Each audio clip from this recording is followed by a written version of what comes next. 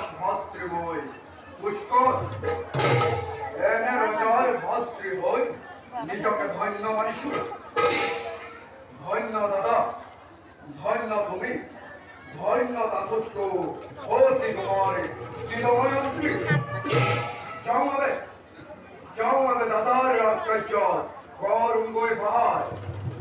লোবা লোবা পুষ্কর তোমার কর্তব্য পাগড়ি না দাবা। কোন তুমি আর মই কি এনে নতুন কৰ্তব্য কৰিব লাগে বুজাই কোৱা। এতে শুনা একে তোমার গৌরবতা দুটি সন্তা এজনে করে লালটু আর তুমি